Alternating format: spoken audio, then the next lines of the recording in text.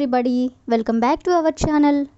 ఈరోజు వీడియోలో మన డైలీ లైఫ్లో మనం మాట్లాడుకునే వాక్యాలను ఇంగ్లీష్లో ఎలా చెప్పాలో కొన్ని ఎగ్జాంపుల్ సెంటెన్సెస్ ద్వారా తెలుసుకుందాం. మీరైతే ముందుగా వీడియోని స్కిప్ చేయకుండా ఎండ్ వరకు చూడడానికి ప్రయత్నించండి. నా వీడియో కనుక మీకు నచ్చినట్లయితే లైక్ చేయండి, షేర్ చేయండి, అలాగే సబ్స్క్రైబ్ చేయడం మాత్రం మర్చిపోవద్దు. Okay, let's go to the topic. First sentence ఒకసారి చూడండి. ఆమె ఇంత సంతోషంగా ఎప్పుడూ లేదు. అదేవిధంగా అతను ఇంత బిజీగా ఎప్పుడు లేడు. అంటే ఈ టూ సెంటెన్సెస్ కూడా ఒకసారి చూడండి.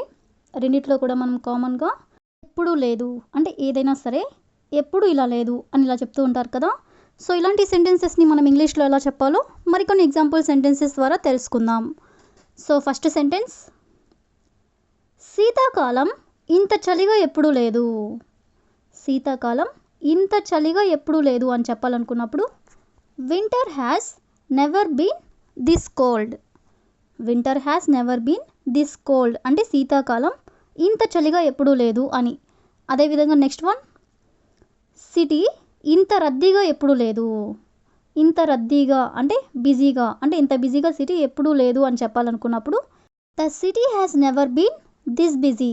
The city has never been this busy అంటే సిటీ ఇంత రద్దీగా ఎప్పుడూ లేదు అని.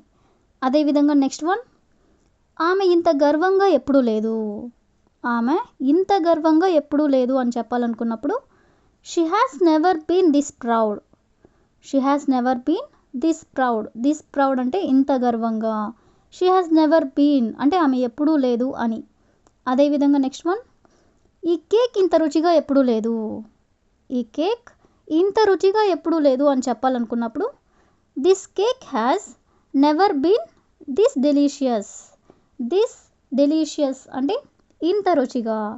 దిస్ కేక్ అంటే ఈ కేక్. హ్యాస్ నెవర్ బీన్ అంటే ఎప్పుడు లేదు. అదేవిధంగా నెక్స్ట్ వన్, ఆకాశం ఇంత క్లియర్గా ఎప్పుడూ లేదు.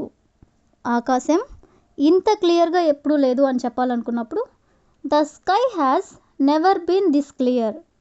The sky has never been this clear అంటే ఆకాశం ఇంత క్లియర్గా ఎప్పుడూ లేదు అని. అదేవిధంగా నెక్స్ట్ వన్, నువ్వు ఇంత నమ్మకంగా ఎప్పుడూ లేవు. నువ్వు ఇంత నమ్మకంగా ఎప్పుడూ లేవు అని చెప్పాలనుకున్నప్పుడు you have never been this confident. You have never been this confident అంటే నువ్వు ఇంత నమ్మకంగా ఎప్పుడూ లేవు అని.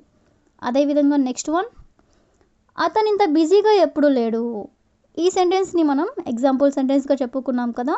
సో దీని ఇంగ్లీష్లో he has never been this busy. He has never been this busy అంటే అతను ఇంత బిజీగా ఎప్పుడూ లేడు అని. అదేవిధంగా నెక్స్ట్ వన్, ఆమె ఇంత సంతోషంగా ఎప్పుడూ లేదు అని చెప్పాలనుకున్నప్పుడు she has never been this happy.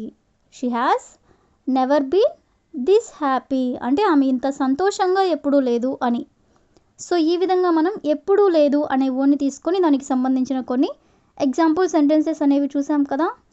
Next sentence ఒకసారి చూడండి.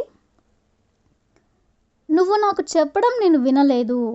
అదేవిధంగా నువ్వు ఆమెకు చెప్పడం ఆమె వినలేదు.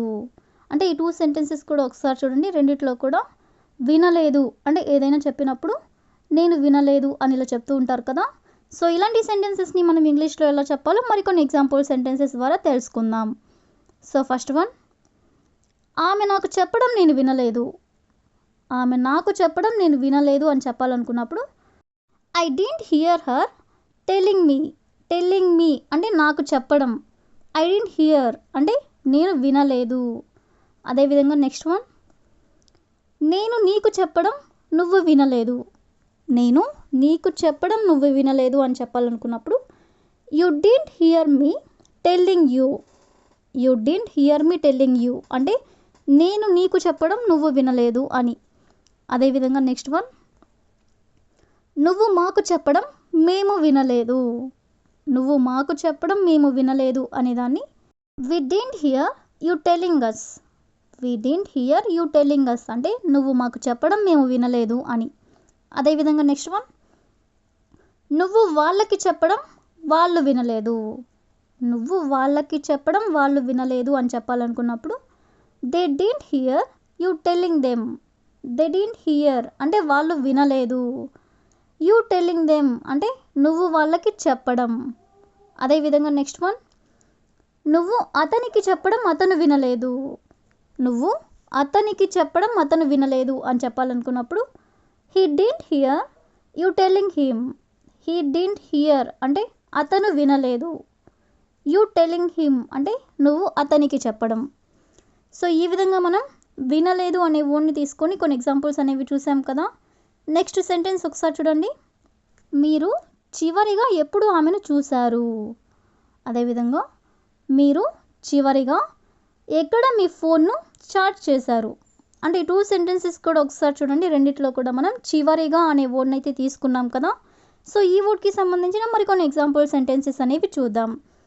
సో ఫస్ట్ వన్, మీరు చివరిగా భోజనానికి ఎవరిని ఆహ్వానించారు. అంటే భోజనానికి చివరిగా మీరు ఎవరిని ఇన్వైట్ చేశారు అని అడగాలనుకున్నప్పుడు who did you last invite to dinner.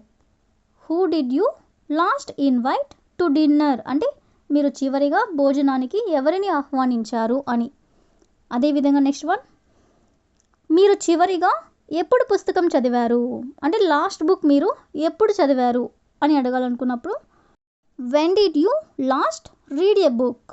When did you last read a book అంటే మీరు చివరిగా ఎప్పుడు పుస్తకం చదివారు అని.